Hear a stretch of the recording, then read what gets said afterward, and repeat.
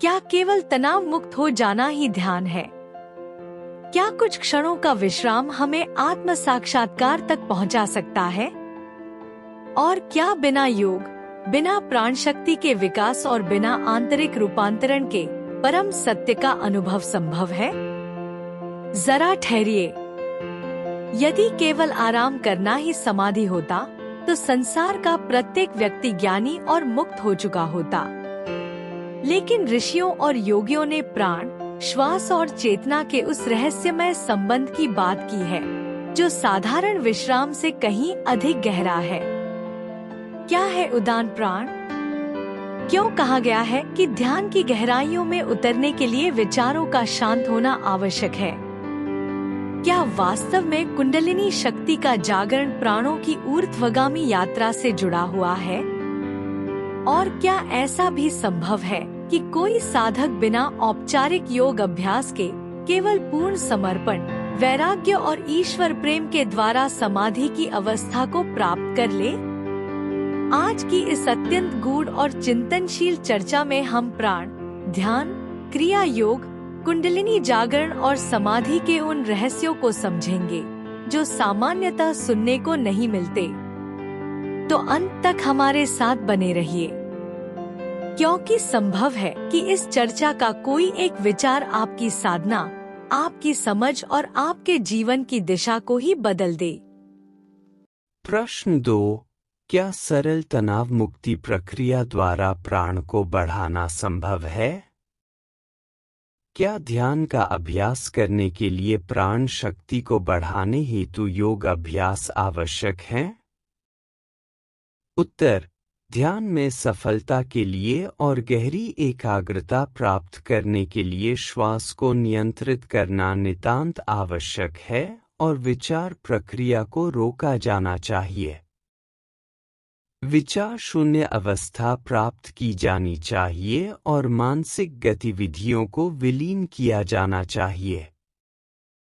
इसके लिए उदान प्राण की आवश्यकता होती है, जिसे क्रिया योग और श्वास अभ्यासों द्वारा बढ़ाया जा सकता है। यह अंतः सुषुम्ना नाड़ी के माध्यम से कुंडलिनी शक्ति को जागृत करने की ओर ले जाता है, जो साधक को ध्यान और परम सत्ता में विलीन होने में सहायता करता है। शिथिलीकरण विधि मानव तंत्र, मन और तंत्रिका तंत्र को विश्राम देने में सहायता करती है और तंत्र में अत्यधिक संचित ऊर्जा को मुक्त करती है, जो तंत्र को सुषुप्ति अवस्था में ले जाती है, परंतु किसी भी प्रकार से यह तंत्र में प्राण शक्ति और उदान प्राण को नहीं बढ़ाती, जो कुंडलिनी शक्ति को जागृत करने में सहायता कर सके। प्राथमिक अभ्यास के रूप में शिथिलीकरण श्वास के स्वरूप को सहज और सुव्यवस्थित करने के लिए अत्यंत उपयोगी है, जो तंत्र में उदान प्राण को सरलता से बढ़ाने के लिए क्रिया योग में सहायक होता है।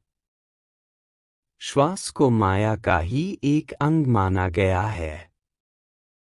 श्वास की सहायता के बिना पूर्ण शिथिलीकरण संभव नहीं है और यह एक अवधूत या मुक्त पुरुष के लिए भी व्यवहार्य नहीं है।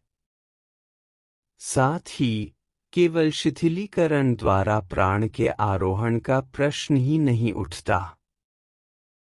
यद्यपि यह शरीर, मन और इंद्रियों को अपेक्षाकृत शांत अवस्था में रखने के लिए सहायक है और शिथिलीकरण के दौरान उसे विचलित करने वाली कोई विरोधी ऊर्जा नहीं होती। आध्यात्मिक विकास के मार्ग में 5 मूल पारगमन स्थल या पड़ाव हैं, अर्थात आकार, यकार, अर्धचंद्र, आरोही और बिंदु, जो जीव को क्रमशः रूप, नाम, भक्ति, प्रियम और अस्थि प्रदान करते या संचारित करते हैं। ये भौतिक सूक्ष्म गुण और उनके प्रतिनिधित्व अज्ञात के मार्ग में आरोहण के कारण का प्रभाव हैं, विशेष रूप से रूप या आकार और नाम दिव्य सौंदर्य के रूप में माया भ्रम से परे हैं।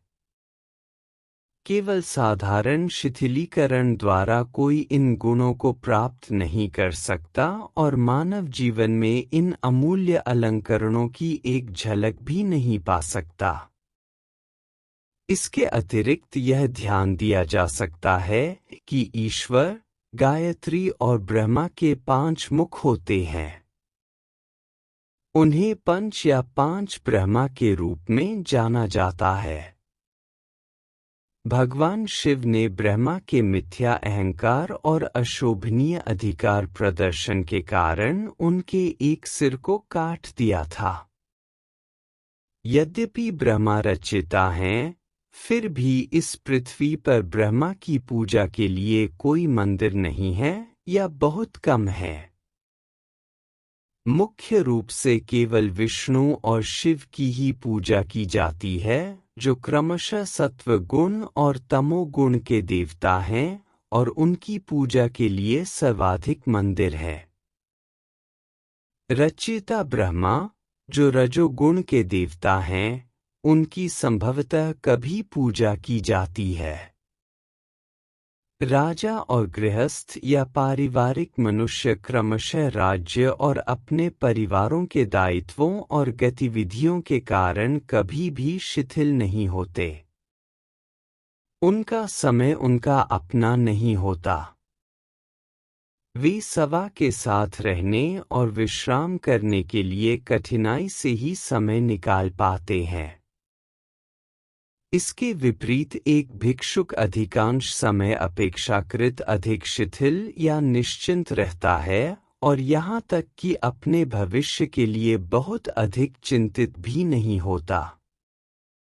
यदि उसे कुछ मिल जाता है तो वह प्रसन्न होता है, और यदि उसे कुछ नहीं भी मिलता तो भी वह तनाव मुक्त अनुभव करता है।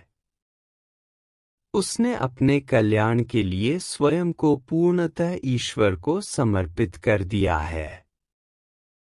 उसका समय उसका अपना होता है और वह प्रार्थना करता है, ईश्वर की स्तुति में गीत गाता है और स्वयं के भीतर पूर्णतः शिथिल अनुभव करता है, तथा अपने परिवेश और सुख सुविधाओं से अनभिज्ञ रहता है। वह वास्तव में समाधि में होता है। यदि साधक के लिए इतने उच्च स्तर की अनभिज्ञता या देहातीत अवस्था और शिथिलीकरण विद्यमान हो, तो उसे ध्यान का अभ्यास करने के लिए योग अभ्यासों की आवश्यकता नहीं है। तनाव मुक्त होने के कारण वह ध्यान में और सर्वशक्तिमान या परमात्मा के साथ ही होता है। संक्षेप में, उच्च स्तर का मानसिक और भौतिक शिथिलीकरण तथा अनभिज्ञता ही समाधि की अवस्था है। इन परिस्थितियों में आध्यात्मिक आकांक्षी को योग के अभ्यासों की आवश्यकता नहीं होती। अनभिज्ञता, वैराग्य और बिना किसी पूर्वाग्रह के गहन शिथिलीकरण के द्वारा वह तुरीय से भी ऊपर की अवस्था में होता है, जब वह बिना किसी औपचारिक योग अभ्यास के अपने प्रभु के भक्ति गीतों में पूर्णतः तल्लीन हो जाता है। अन्यथा केवल क्षणिक विश्राम के साथ परम सत्ता में विलीन होना मात्र कोरी कल्पना है, और यह परिकल्पनात्मक रूप से सत्य हो सकता है, परंतु व्यावहारिक दृष्टिकोण से ऐसा नहीं है।